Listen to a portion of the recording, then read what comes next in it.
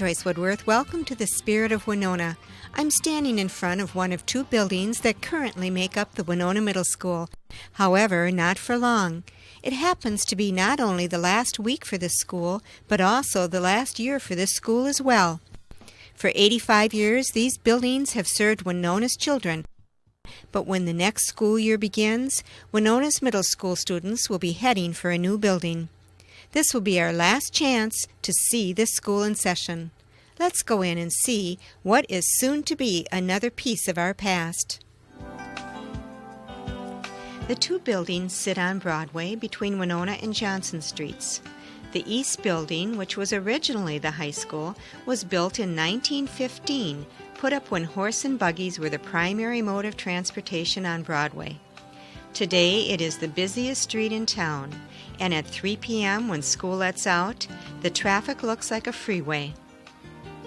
The West Building was built in 1925 as a junior high school and has served our middle school children since then. In 1967, the high school moved to Gilmore Avenue, and the East Building on Broadway also became a middle school building. Entering the East Building from this Broadway door, we walk into a hallway.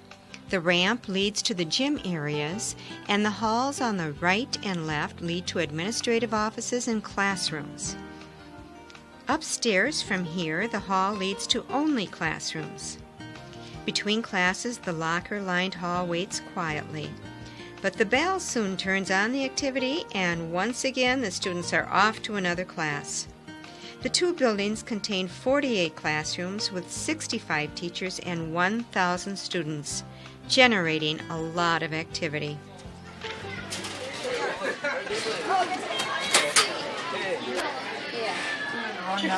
We're presently standing here in Miss Beeman's 8th grade English class. And Miss Beeman, I'm just wondering what's going on in your class. Could you tell us, please? We're doing the drama 12 Angry Men, and each of the characters is being portrayed by a student in the class. And it's a made-for-television movie that won several awards, and hopefully they'll go out and rent it this summer to see what they played like. Currently standing here in Miss Waxland's 8th grade science class. Yep. Miss Waxland, can you tell us what's going on in this class? Well, my students are getting prepared for an ocean test this week, and so we are going over a study guide that they had to do in class last week, and then we're going to play a review game. 8th grade and 7th grade science classes are both held in the East Building. The sinks and the antiquated plumbing from 1915 still provide space for waterless experiments and a spot for the students' backpacks.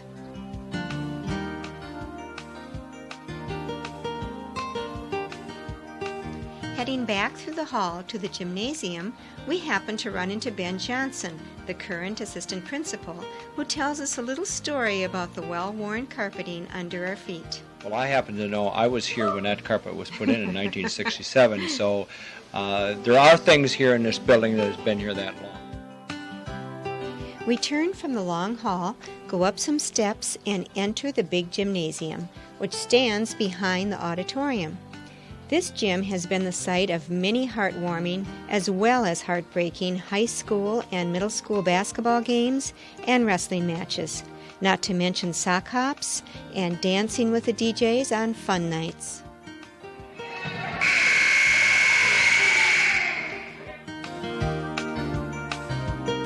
This is Mr. Jacobs. He's teaching 8th grade Phi Ed here in the middle school in the old gymnasium. Can you tell us what exactly is going on here? Well, today we're going to line up.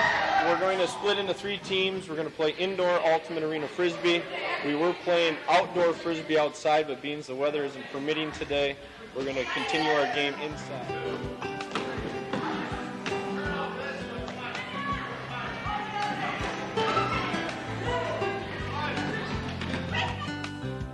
Down the hall from the gym, we come to a part of the middle school which was added on in 1957. It contains the choir, band, and shop rooms. We observe Ms. Dobrzinski, the current choir director, and the 8th grade choir.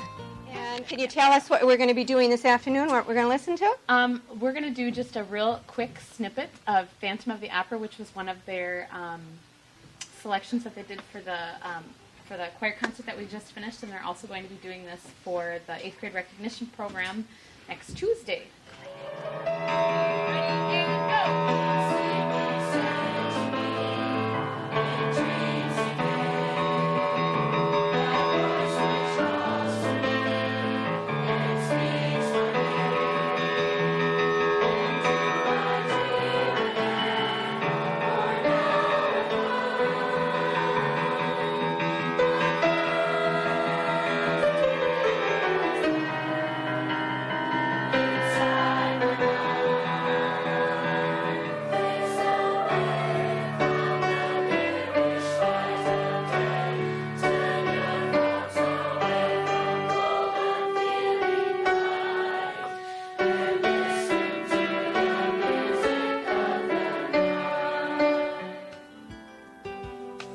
Attached to this building is the auditorium, which was built in 1927. The architectural style of this building is so much richer than that of its 1957 attachment. In May of 2000, the last school production was performed on the stage of this aging yet still worthy auditorium. It was 45 minutes from Broadway, and the kids sang their hearts out.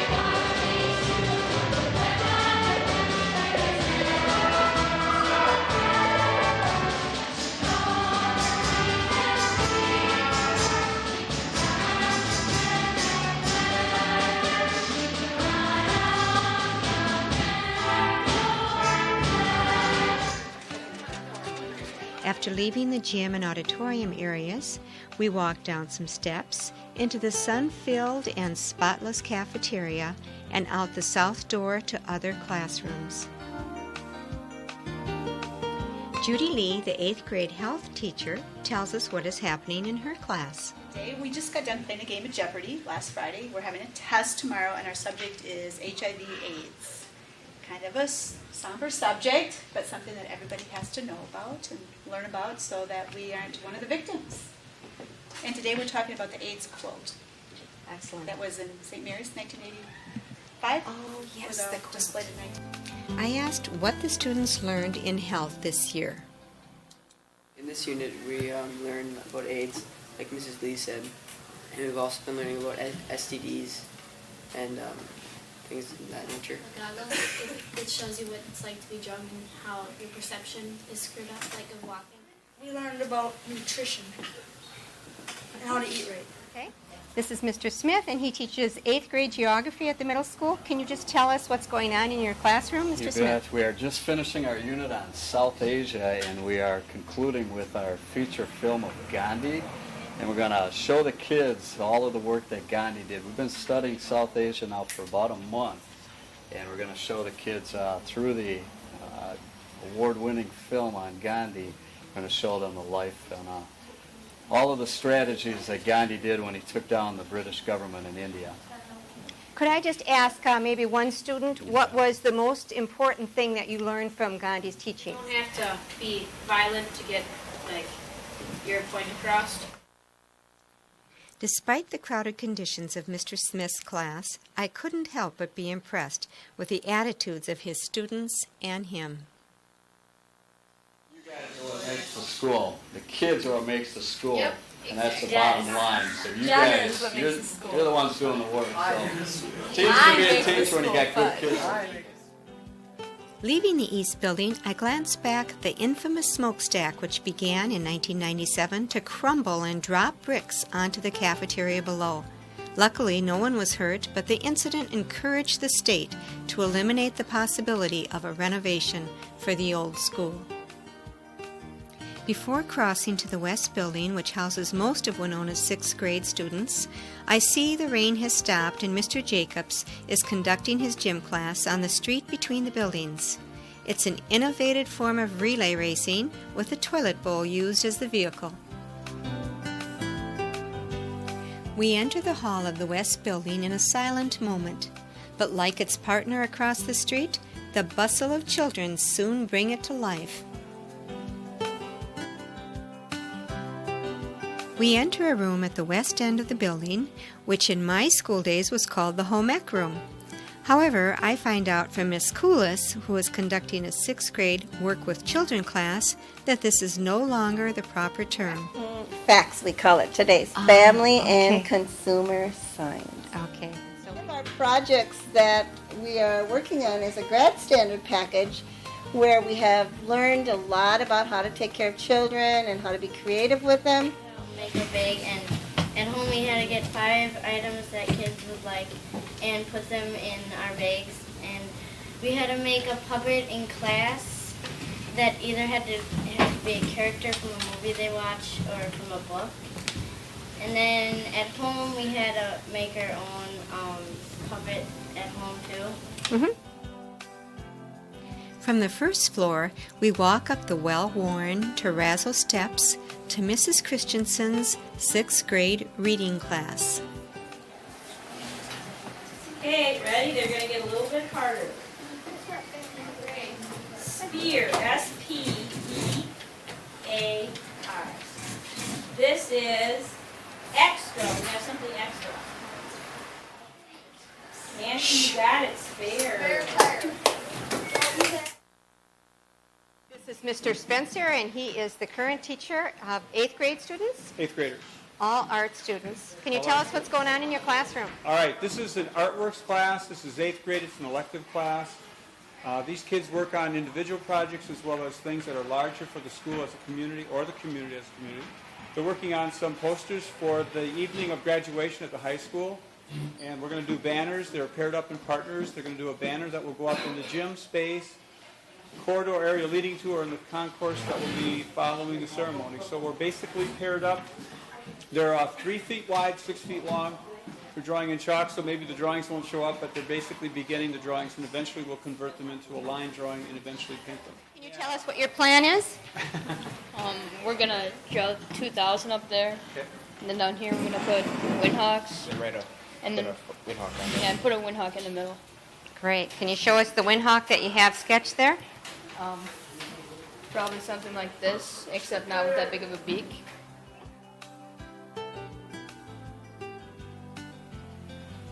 The bell rings once again, and the students rush down the steps and out the door to their waiting buses. Scott Hannon, who is the principal of the middle school and who has been involved in this building for 33 years, first as a student and then as a teacher, tells us how he feels about leaving this building and moving on to the new middle school. Well, it's kind of like an old shoe. You know, you hate to, in some respects, you hate to get rid of it and break in that new pair of shoes and kind of go through the blistering stage if they fit a little tight and you walk a little different and you carry yourself a little different and you know, I spend a lot of time at the YMCA, and it's 2 blocks away, and my mom lives about 2 blocks away, so there's a lot of feelings about just being close to a couple things downtown area.